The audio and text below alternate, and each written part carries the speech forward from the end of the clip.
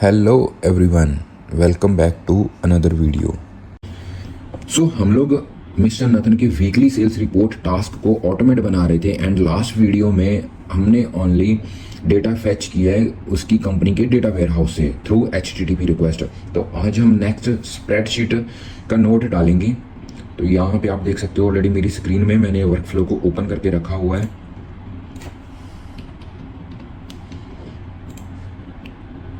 तो यहाँ पे हमें चाहिए अपेंड रो इन शीट, हमें अपेंड करना है जो भी डेटा है, ठीक है। तो अभी इसके जो पैरामीटर्स रहेंगे, सबसे फर्स्ट में आता है क्रेडेंशियल्स, गूगल शीट के क्रेडेंशियल्स। तो ये क्रेडेंशियल्स आपको जनरेट करने पड़ेंगे, client ID and client secret. Google oath में जाके आपको ये जनरेट करना पड़ेगा। उसके लिए अलग से वीडियो अगर आपको चाहिए तो मुझे आप बता सकते हो, मैं अलग से वीडियो बना दूंगा। And only just sign in करना है। तो यहाँ पे आपको एक छोटा सा एरर आएगा, वो एरर नहीं है, मैं आपको दिखा देता हूँ यहाँ पे फिर से एक बार लॉगिन करके। तो ये आपको ऐसे दिखेगा। तो यहाँ से आपको बैक नहीं जाना है, यहाँ पे आपको करना क्या है, एडवांस करना है। एडवांस करके Google go to automation and save कर देना है, ठीक है। देन कंटिन्यू कर देना है आपको एंड यहाँ पे सेव करके देन इसको कट करते हैं। रिसोर्स हमारा रहेगा शीट विद इन डॉक्यूमेंट, जो हमारी शीट है उसके अंदर का डॉक्यूमेंट रहेगा, ठीक है। उसके अंदर अपेंड ड्रॉ करना है, ठीक है। देन फ्रॉम लिस्ट, यहाँ पे हमें डॉक्यूमेंट क्या करना है, ये डॉक्यूमेंट जो है मैंने ऑलरेडी एक ब्लैंक नहीं बोल सकते, एक शीट ऑलरेडी सेव कर दिया है ऑर्डर्स के नाम के ऊपर। देन और उस शीट को मुझे यहाँ पे सिलेक्ट करना है एंड उस शीट के अंदर जो नीचे शीट दिया हुआ है वो फर्स्ट शीट, तो ये सिलेक्ट हो गया, ठीक है। अभी ये जो नीचे मैपिंग है, मैप ईच कॉलम मैनुअली, ये मैनुअली करने की ज़रूरत नहीं है, यहाँ पे हम लोग ऑटोमेटिक बना सकते हैं। बट एक चीज़ मैं आपको यहाँ पे क्लियर कर दूँ, जो मैंने शीट 1 में एज इट इज़ जो ऑर्डर आईडी है, कस्टमर आईडी है, ये as it is same spelling और सेम इसका फॉर्मेट होना चाहिए। वहाँ पे इसको आपको ऑलरेडी सेव करके रखना है, तभी ये पूरा लाइन्स डेटा आपको वहाँ पे शीट में करेक्टली मिलेगा। तो यहाँ पे हम लोग ऑलरेडी यहाँ पे कर देते हैं मैप ऑटोमेटिकली, तो ये ऑटोमेटिक वहाँ पे सिलेक्ट कर लेगा, ठीक है। तो यहाँ पे अभी हमें क्या करना है, जस्ट एग्जीक्यूट करना है। तो एग्जीक्यूट हो रहा है नोड, और जो ये पूरा डेटा है हमारा ऑर्डर शीट में वो चला गया है, गूगल शीट में सेव हो गया है। बट यहाँ पे अभी हमें क्या है, फिल्टर नोड को ऐड करना है। जो फिल्टर नोड है, फिल्टर नोड में क्या क्यों ऐड करना है हमें, वो यहाँ पे हम लोग रीड करते हैं। ये देख सकते हैं, and basically we want to tell the program that if the order status is processing then insert all records with this status into Airtable. It means जो भी ऑर्डर स्टेटस प्रोसेसिंग है वो ही लाइंस स्प्रेडशीट में हमें save चाहिए, otherwise जो दूसरा है स्टेटस वो नहीं चाहिए। तो वापस हम लोग चलते हैं हमारे नोड में। ये साइन देख सकते हो, इसका मतलब हमारे जो पैरामीटर्स हैं करेक्टली हमें नहीं किए हुए हैं, करेक्ट है, जस्ट कुछ मिसिंग लग रहा है मुझे। Node parameters have change test node again, okay, कुछ चेंजेस है, इसको हमें फिर से एग्जीक्यूट करना पड़ेगा। ओके तो इसका मतलब ये है कि अगर कुछ भी हम एग्जीक्यूट करने के बाद कुछ चेंजेस करते हैं तो यहाँ पे वो सजेशन देता है। तो वो आपने साइन ऑलरेडी देख लिए। तो अभी यहाँ पे हमें इन दोनों के बीच HTTP रिक्वेस्ट और इस नोड के बीच हमें इफ नोड डालना है। तो इफ नोड का जो वैल्यू रहेगा, इफ नोड का वैल्यू हमें चाहिए order status is equal to processing. तो ऑर्डर स्टेटस यहाँ पे हमें फिक्स नहीं रखना है कुछ, ये ऑर्डर स्टेटस नहीं है, यहाँ पे हमें करना पड़ेगा एक्सप्रेशन में चेंज किया तो ये गया ऑर्डर स्टेटस। नहीं आ रहा है, क्या प्रॉब्लम है इसको। ओके ये ओपन करने के बाद देखते हैं, हो गया। देन इज इक्वल टू, जो स्ट्रिंग है स्ट्रिंग हमें रखना है इज इक्वल टू, और कंटेन्स भी आ सकता है। इज इक्वल टू आ गया, देन आएगा यहाँ पे प्रोसेसिंग, ये कॉपी किया, ये डाल दिया वैल्यू 2 में, और एंड कंडीशन, कुछ कंडीशन ऐड करने की ज़रूरत नहीं है, बस हमारी एक ही कंडीशन है, दैट्स इट। तो ये हम यहाँ पे एग्जीक्यूट करेंगे।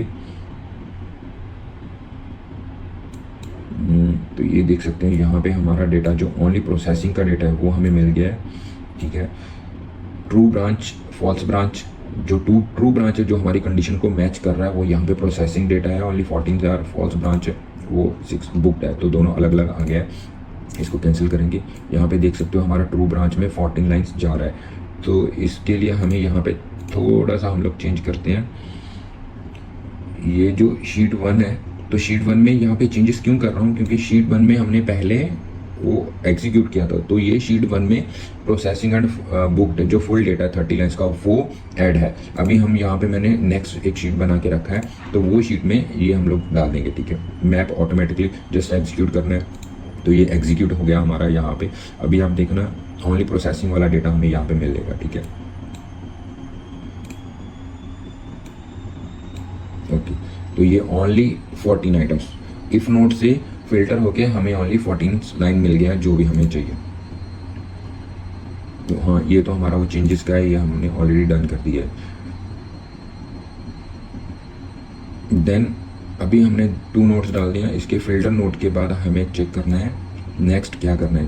कॉन्फ़िगरेशन हमारा हो गया, ये एज इट इज सेम है, ये भी हमें डाल दिया। ये आप यहाँ पे देख सकते हो पिक्चर में जो एंड एंड डॉक्यूमेंटेशन दिया हुआ है, ये 14 2 ब्रांचेस 16 ये इफ नोट का।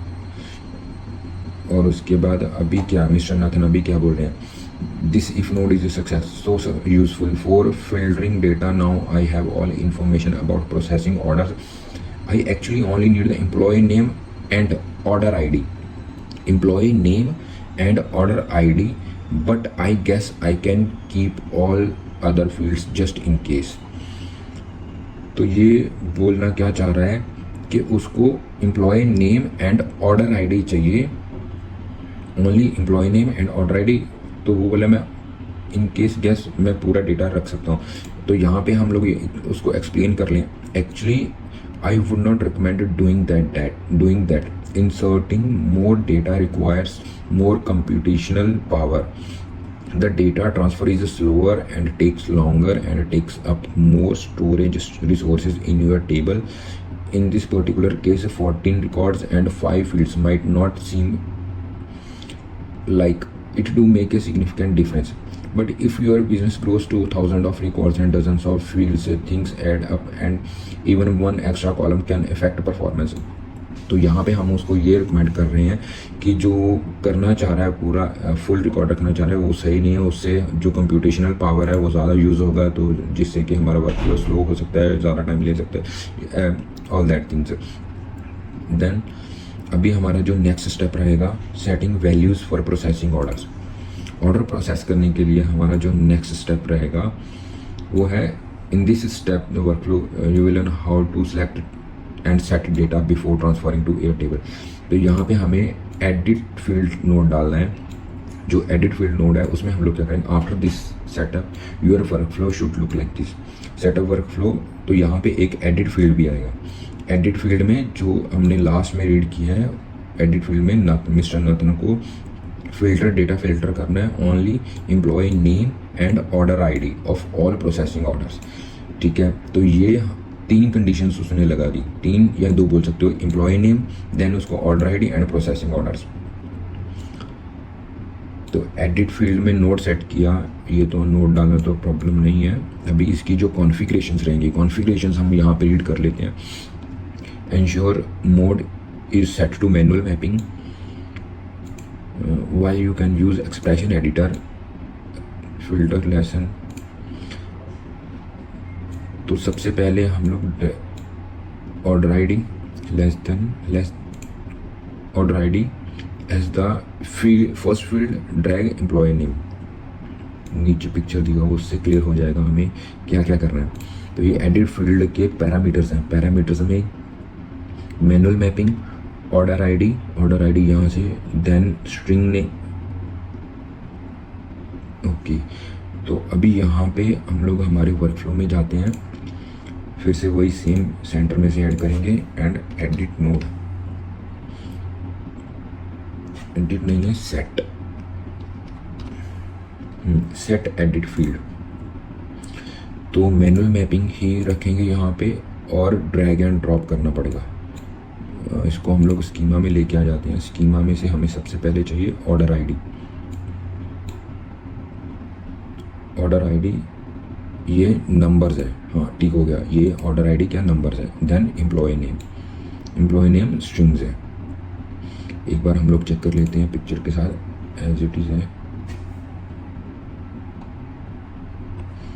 जूम नहीं हो रहा है। Order ID numbers as it is same जो किया है। तो यहाँ पे अभी हम लोग इसको करते हैं, मारियो 1 एग्जीक्यूट करते हैं तो ओके। तो ये हमें only order ID and employees name मिल गया है, ये देख सकते हैं यहाँ पे ओनली 14 आइटम्स है। तो यहाँ पे भी हमारा 14 आ गया, ये भी हमारा करेक्ट हो गया। तो इसको थोड़ी सी हम सेटिंग कर लेते हैं।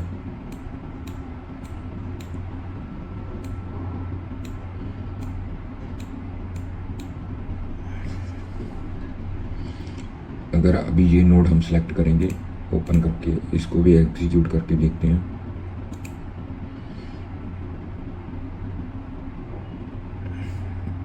ये भी हमारा सक्सेसफुल हो गया।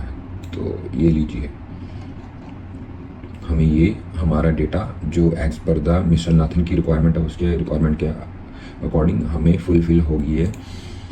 सो आगे की वीडियो के लिए हम लोग नेक्स्ट वीडियो में बनाएंगे। अभी हमारे जस्ट 2 नोड्स और बैलेंस हैं, क्योंकि वीडियो फिर ज़्यादा लंबी हो जाती है और फिर आप लोग फुल नहीं देखते हो, ठीक है। तो यहाँ तक हमारा वर्क फ्लो कंप्लीट हो गया है। और अगर आपको वीडियो अच्छा लगा है तो please like share and subscribe कीजिए एंड मेरी जर्नी को फॉलो कीजिए अगर आपको भी ऑटोमेशन में इंटरेस्ट है।